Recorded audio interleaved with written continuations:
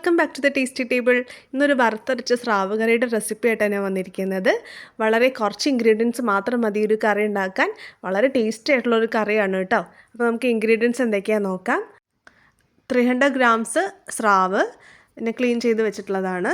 പിന്നെ നമുക്ക് വേണ്ടത് ഒരു 7-8 അല്ലി ചെറിയുള്ളി. ഇത് കറി കാച്ചാനും വേണം, പിന്നെ അതുപോലെ നാളികേരം വറുത്തരക്കില്ല ആ സമയത്ത് ചേർക്കാനും വേണം കേട്ടോ. പിന്നെ ഒരു 1/4 കപ്പ് നാളികേരം, ഒരു 1/2 ടീസ്പൂൺ വലിയ ജീരകം വേണ്ടത്. പിന്നെ നമുക്ക് കുറച്ചധികം കറിവേപ്പില എടുക്കാം. പിന്നെ പൊടികളൊക്കെ ഞാൻ പിന്നീട് ഇനി കറി പ്രിപ്പയർ ചെയ്യുമ്പോൾ ഞാൻ പറയാം കേട്ടോ, എത്ര ടീസ്പൂൺ വേണമെന്നുള്ളത് അളവ്.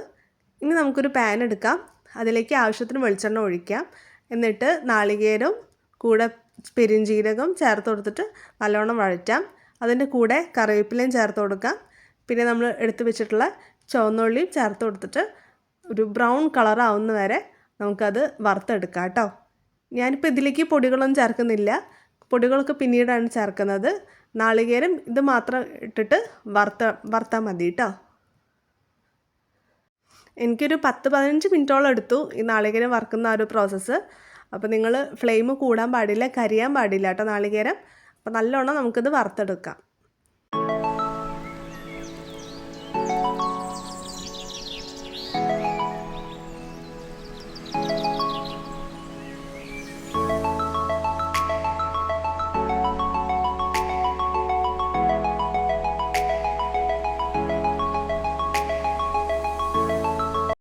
നാളികേരം വറുത്തതിന് ശേഷം നമുക്കത് ചൂടാറാൻ വേണ്ടി മാറ്റി വയ്ക്കാം. ഇനി നമുക്കൊരു മിക്സിയുടെ ജാറിലേക്ക് പൊടികൾ ചേർത്ത് കൊടുക്കാം കേട്ടോ.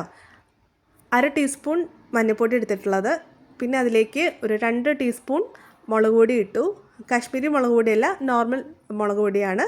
പിന്നെ നമുക്ക് വേണ്ടത് മല്ലിപ്പൊടിയാണ്, അത് 1 ടീസ്പൂൺ ചേർത്ത് കൊടുത്തു കേട്ടോ. ഇനി ഇതിലേക്ക് ആവശ്യത്തിന് വെള്ളം ഒഴിച്ചിട്ട് നമുക്കൊന്ന് ബ്ലെൻഡ് ചെയ്തെടുക്കാം.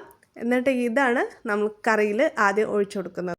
ഞാനിവിടെ 1 കപ്പോളം വെള്ളം ചേർത്തിട്ടുണ്ട് കേട്ടോ. ഇനി നമുക്കൊരു ചട്ടി എടുത്തിട്ട് അതിലേക്ക് ഈ നമ്മൾ പൊടികളൊക്കെ അടിച്ച് വെച്ചിട്ടില്ലേ അത് ചേർത്ത് കൊടുക്കാം. പിന്നെ അതുപോലെ ഞാനിവിടെ ഒരു 2-3 കുടംപുളിയുടെ കഷ്ണം ഇടുന്നുണ്ട്. സ്രാവ് കറിയിൽ പുളി അധികം വേണ്ടാത്തതാണ്. ഞാൻ ഈ കുടംപുളി തിളച്ച് കഴിഞ്ഞതിന് ശേഷം മാറ്റുന്നുണ്ട് കേട്ടോ. അപ്പോൾ കുടംപുളി ചേർത്ത് കൊടുക്കാം. തക്കാളി ചേർക്കുന്നില്ല, അതുകൊണ്ടാണ് ഞാൻ കുടംപുളി യൂസ് ചെയ്യുന്നത്. എന്നിട്ട് അതിനുശേഷം നമുക്ക് കറിവേപ്പില ചേർത്ത് കൊടുക്കാം. പിന്നെ ആവശ്യത്തിന് ഉപ്പും ചേർത്ത് കൊടുത്തിട്ട് ഒന്ന് മിക്സ് ചെയ്തതിന് ശേഷം നല്ലോണം തിളപ്പിക്കാൻ വെക്കാം കേട്ടോ.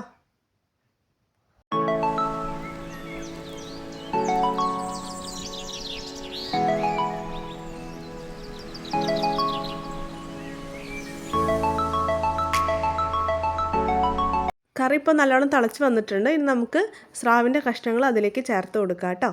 അതുപോലെ ഈ സമയത്ത് ജസ്റ്റ് ഒന്ന് പതുക്കെ ഇളക്കി കൊടുത്താൽ മതി, അധികം സ്പൂണിട്ട് ഇളക്കേണ്ട ആവശ്യമില്ല. അതുപോലെ നമ്മൾ ചേർത്ത് കൊടുത്തിട്ടുള്ള സ്രാവ് ഒരു പകുതി കുക്കാവുമ്പോൾ വറുത്ത് വെച്ചിട്ടുള്ള നാളികേരം അരച്ചത് നമുക്ക് ആ ഒരു പേസ്റ്റ് ഇതിലേക്ക് ചേർത്ത് കൊടുക്കാം കേട്ടോ.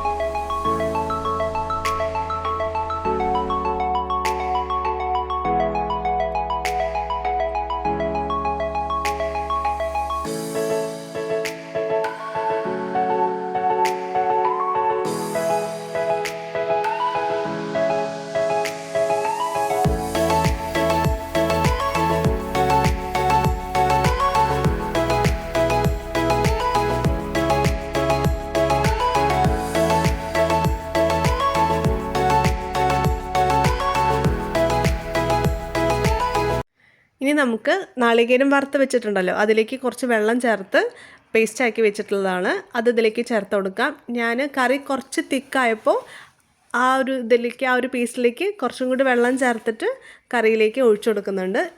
ഈ ഒരു ടൈമിൽ നിങ്ങൾക്ക് ഉപ്പ് പാകത്തിനാണോ നോക്കാം, കുറവാണെങ്കിൽ ചേർത്ത് കൊടുക്കാം കേട്ടോ.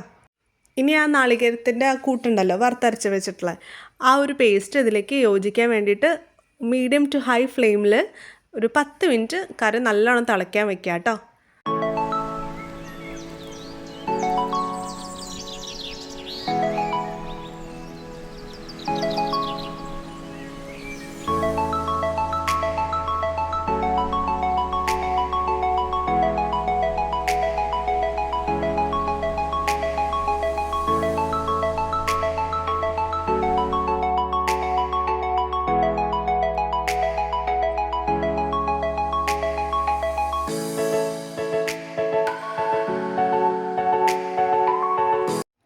വറുത്തരച്ച സ്രാവ് കറി ഇവിടെ ഓൾമോസ്റ്റ് റെഡി ആയിട്ടുണ്ട്. ഞാനിടയ്ക്ക് അടി പിടിക്കാതിരിക്കാൻ ജസ്റ്റ് ചുറ്റിച്ചു കൊടുത്തിട്ടുണ്ടായിരുന്നു. അതുപോലെ നമ്മൾ ചേർത്തിട്ടുള്ള കുടംപുളിയില്ലേ, ഈ സമയത്ത് നമുക്കത് മാറ്റി വെക്കാം കേട്ടോ. ഇനി നമുക്ക് ഈ വറുത്തരച്ച സ്രാവ് കറിയിലേക്ക് കുറച്ച് ചെറിയ ഉള്ളി വെളിച്ചെണ്ണയിൽ മൂപ്പിച്ചിട്ട് ചേർത്ത് കൊടുക്കാം. നല്ലൊരു ടേസ്റ്റാണ് കേട്ടോ ഈ ഒരു സ്രാവ് കറി വറുത്തരച്ചത് പ്രത്യേകം പറയാൻ. കാരണം നല്ലൊരു ബ്രൗൺ കളറാവും ആ കറി നല്ലോണം തിളച്ച് വന്നിട്ട്. അതുപോലെ നല്ല സ്രാവായിരുന്നു, അപ്പോൾ കറി കുറച്ചും കൂടി ടേസ്റ്റിയറായിട്ട് എനിക്ക് തോന്നി. നമുക്കിനി ഫ്രൈ പാൻ എടുത്തിട്ട് അതിലേക്ക് ആവശ്യത്തിന് വെളിച്ചെണ്ണ ചേർത്ത് കൊടുക്കാം. എന്നിട്ട് ചെറിയ ഉള്ളി ചെറുതാക്കി കട്ട് ചെയ്തത് നമുക്കിതിലേക്ക് ചേർത്ത് കൊടുത്തിട്ട് നല്ലോണം വഴറ്റി കൊടുക്കാം കേട്ടോ. ഞാൻ കുറച്ചും കൂടി വെളിച്ചെണ്ണ ഒഴിച്ചു. ഇനി നമുക്ക് മൂപ്പിച്ചിട്ടുള്ള ചെറിയ ഉള്ളി ചേർത്ത് കൊടുക്കാം കറിയിലേക്ക്. കൂടെ ഞാൻ കുറച്ചും കൂടി കറിവേപ്പില ചേർത്ത് കൊടുക്കുന്നുണ്ട്. അപ്പോൾ കറിയൊക്കെ നല്ലോണം കുറുകി വന്നിട്ടുണ്ട്. ഞാൻ കറി കുറച്ചും കൂടി അതിലേക്ക് ഇട്ടിട്ട് ആ ഒരു ചെറിയ ഉള്ളി ഒന്നും വേസ്റ്റ് ആക്കിയില്ല കേട്ടോ, വീണ്ടും ചേർത്ത് കൊടുത്തിട്ടുണ്ട് കറിയിലേക്ക്. വറുത്തരച്ച സ്രാവ് കറി ഇവിടെ റെഡി ആയിട്ടുണ്ട്. അപ്പോൾ എല്ലാവരും ഈ ഒരു റെസിപ്പി ട്രൈ ചെയ്ത് നോക്കണം. വളരെ സിമ്പിളാണ് കേട്ടോ, വളരെ പെട്ടെന്ന് ഉണ്ടാക്കാൻ പറ്റിയൊരു കറിയാണ്. വീഡിയോസ് ഇഷ്ടപ്പെട്ടാൽ please do like, share and subscribe. അതുപോലെ നിങ്ങളുടെ ഫീഡ്ബാക്ക് കമൻസിൽ അറിയിക്കണം കേട്ടോ. താങ്ക്